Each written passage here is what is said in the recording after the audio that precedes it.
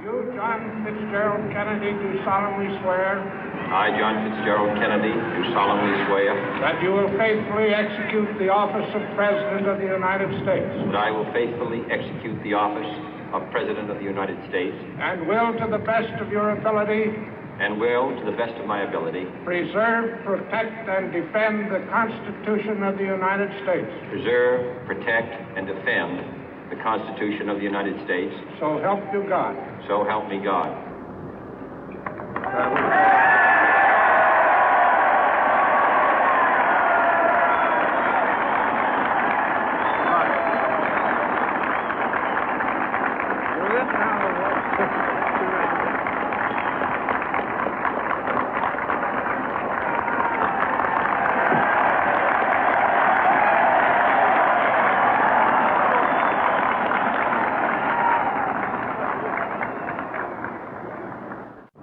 Vice President Johnson, Mr. Speaker, Mr. Chief Justice, President Eisenhower, Vice President Nixon, President Truman, Reverend clergy, fellow citizens. We observe today not a victory of party, but a celebration of freedom, symbolizing an end as well as a beginning, signifying renewal as well as change. For I have sworn before you and Almighty God the same solemn oath our forebears prescribed nearly a century and 3/4 ago. The world is very different now, for man holds in his mortal hands the power to abolish all forms of human poverty and all forms of human life. And yet the same revolutionary beliefs for which our forebears fought are still at issue around the globe. The belief that the rights of man come not from the generosity of the state, but from the hand of God. We dare not forget today that we are the heirs of that first revolution. Let the word go forth from this time and place to friend and foe alike that the torch has been passed to a new generation of Americans born in this century, tempered by war, disciplined by a hard and bitter peace, proud of our ancient heritage, and unwilling to witness or permit the slow undoing of those human rights to which this nation has always been committed and to which we are committed today at home and around the world.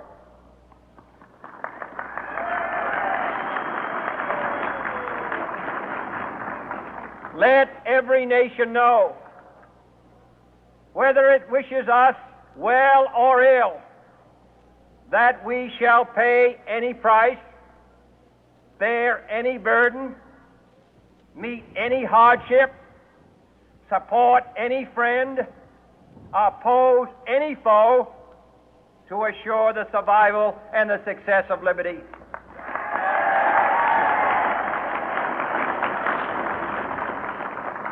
This much we pledge and more. To those old allies whose cultural and spiritual origins we share, we pledge the loyalty of faithful friends. United, there is little we cannot do in a host of cooperative ventures. Divided, there is little we can do, for we dare not meet a powerful challenge at odds and split asunder. To those new states whom we welcome to the ranks of the free, we pledge our word that one form of colonial control shall not have passed away, merely to be replaced by a far more iron tyranny. We shall not always expect to find them supporting our view, but we shall always hope to find them strongly supporting their own freedom, and to remember that in the past, those who foolishly sought power by riding the back of the tiger ended up inside.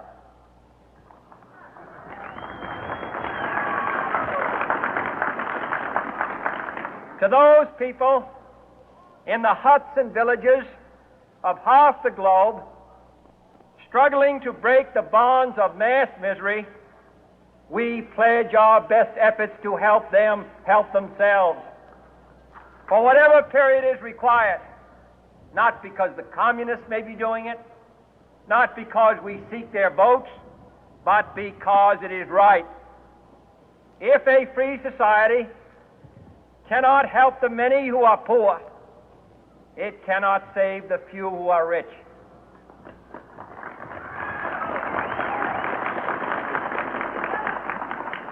To our sister republics south of our border, we offer a special pledge to convert our good words into good deeds, in a new alliance for progress, to assist free men and free governments in casting off the chains of poverty. But this peaceful revolution of hope cannot become the prey of hostile powers. Let all our neighbors know that we shall join with them to oppose aggression or subversion anywhere in the Americas. And let every other power know that this hemisphere intends to remain the master of its own house.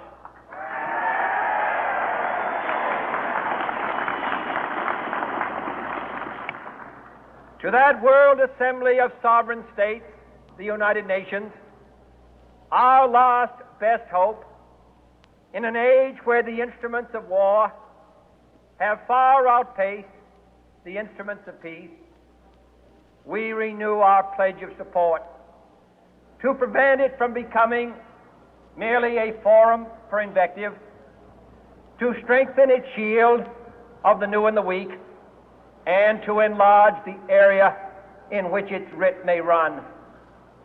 Finally, to those nations who would make themselves our adversary, we offer not a pledge, but a request that both sides begin anew the quest for peace. Before the dark powers of destruction, unleashed by science, engulf all humanity in planned or accidental self-destruction, we dare not tempt them with weakness, for only when our arms are sufficient beyond doubt can we be certain beyond doubt that they will never be employed. But neither can two great and powerful groups of nations take comfort from our present course, both sides overburdened by the cost of modern weapons, both rightly alarmed by the steady spread of the deadly atom, yet both racing to alter that uncertain balance of terror that stays the hand of mankind's final war. So let us begin anew, remembering on both sides that civility is not a sign of weakness, and sincerity is always subject to proof. Let us never negotiate out of fear, but let us never fear to negotiate.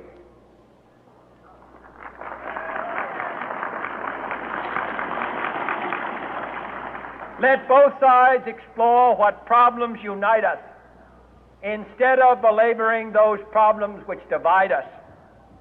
Let both sides, for the first time, formulate serious and precise proposals for the inspection and control of arms, and bring the absolute power to destroy other nations under the absolute control of all nations.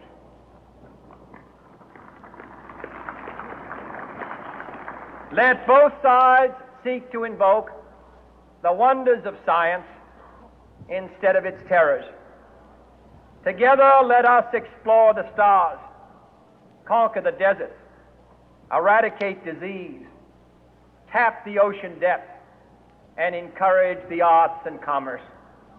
Let both sides unite to heed in all corners of the earth the command of Isaiah to undo the heavy burden and let the oppressed go free. And if a beachhead of cooperation may push back the jungle of suspicion, let both sides join in creating a new endeavor, not a new balance of power, but a new world of law, where the strong are just and the weak secure and the peace preserved. All this will not be finished in the first 100 days, nor will it be finished in the first 1,000 days, nor in the life of this administration, nor even perhaps in our lifetime on this planet. But let us begin.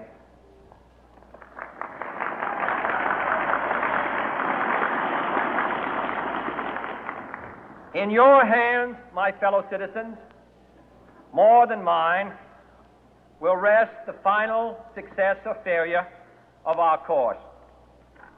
Since this country was founded, each generation of Americans has been summoned to give testimony to its national loyalty. The graves of young Americans who answered the call to service surround the globe.